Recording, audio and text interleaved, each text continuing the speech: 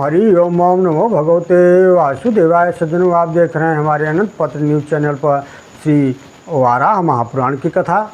अब इस अध्याय में पुंडरीकाक्ष पार स्त्रोत है और राजा वसु के जन्मांतर का प्रसंग है तथा उनका भगवान श्री हरि में लय होने की कथा है।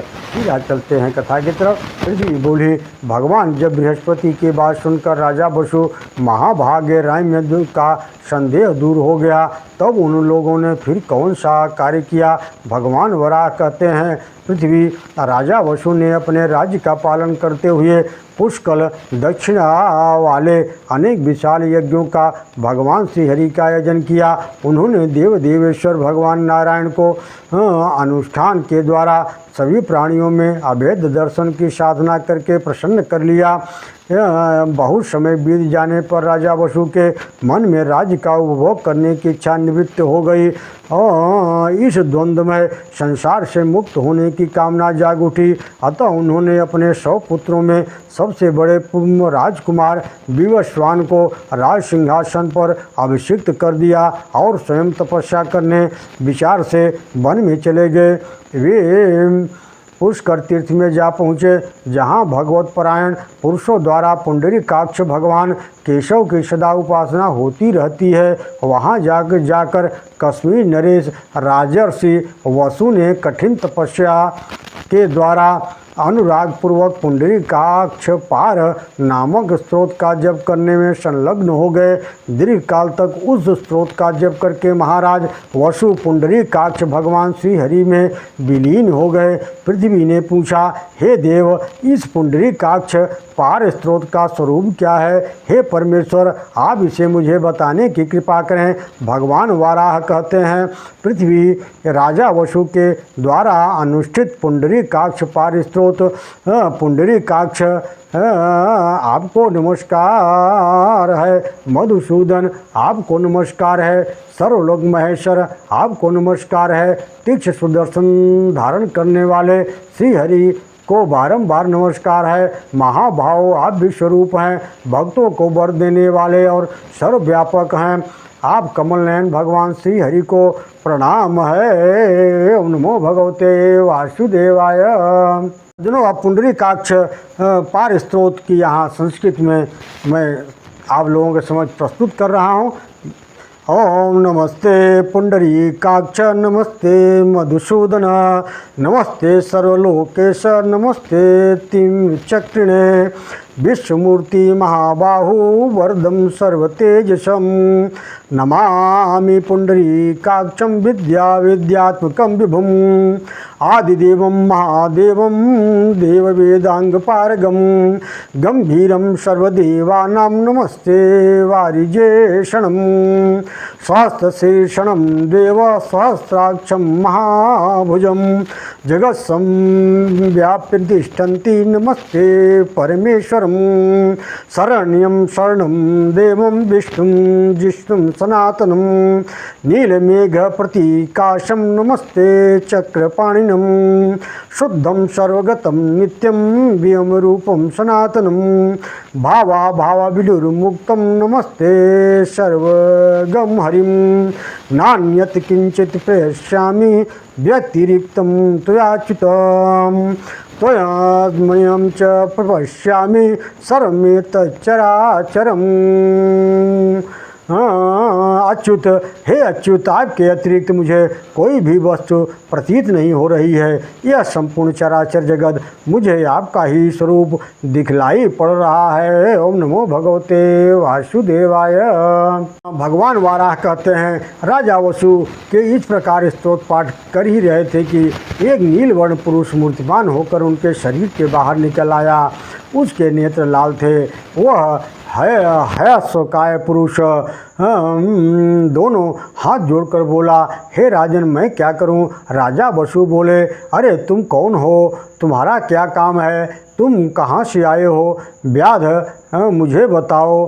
व्याध ने कहा, हे राजन, प्राचीन काल की बात है कि मैं कलयुग के समय तुम दक्षिण दिशा में जननाथ नामक प्रदेश के राजा थे।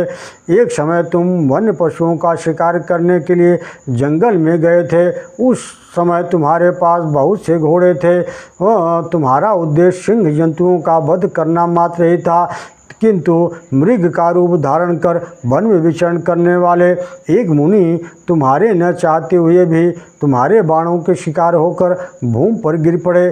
गिरते ही उनकी मृत्यु हो गई। तुम्हारे मन में यह सोचकर बड़ा हर्ष हुआ कि एक हरण मारा गया है। जब तुम उनके पास जाकर देखा तो मृग रूप धारण करने वाले वे मृतक ब्राह्मण दिखलाई पड़े। यह घटना प्रश्रमण पर्वत पर घटित हुई थी। उस समय ब्राह्मण को मृत देखकर तुम्हारी इंद्रियां, मन सब के सब क्षुब्ध हो गए। तुम वहाँ से घर लौट आए। कुछ समय बीत जाने पर रात को ब्रह्म हत्या के भय से तुम आतंकित हो उठे। अतः तुमने विचार किया कि ब्रह्म हत्या की शांति के लिए मैं कोई प्रयत्न करूं, जिसके परिणाम स्वरूप इस पाप से मुक्त हो जाऊं। तदनंतर समय आने पर भगवान नारायण अनवरत चिंतन करते हुए तुम परम पवित्र द्वादशी पर्यंत व्याप्त एकादशी का उपवास व्रत किया। फिर दूसरे दिन तुमने भगवान नारायण मुझ पर प्रसन्न हो इस संकल्प के साथ विधि पूर्वक गोदान किया। इसके बाद किसी दिन उदरशील असह्य पीड़ा से तुम्हारे प्राण प्रखेड़ उड़ गए, किंतु द्वादशी व्रत पूर्ण के होते हुए भी तुमको मुक्ति नहीं हो सकी। इसका कारण मैं बतला रहा हूँ, सुनो। तुम्हारी सौभाग्यवती रानी का नाम नारायणी था। मृत्यु के समय जब तुम्हारे प्राण कंठ में आ रहे थे, उस समय तुम्हारे मुख से उसके नाम का उच्चारण हुआ। इसी से तुम्हें उत्तम गति की प्राप्त हो गई। तुमको एक कल्प पर्यंत विष्णुलोक में निवास प्राप्त हुआ।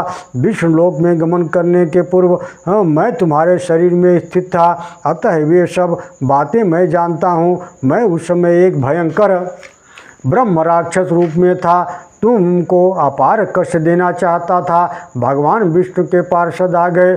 उन्होंने मूसलों से मुझे मारा, जिससे मैं संचीर्ण होकर तुम्हारे रोमकूपों के मार्ग से निकलकर बाहर गिर पड़ा। हे महाभाग, इसके पश्चात ब्रह्मा का एक अहोरात्र कल्प की अवधि समाप्त होने पर महाप्रलय हो गया। सृष्टि के आरंभ होने पर इस कल्प में तुम कश्मीर के राजा सुमना के पुत्र के रूप में उत्पन्न हुए।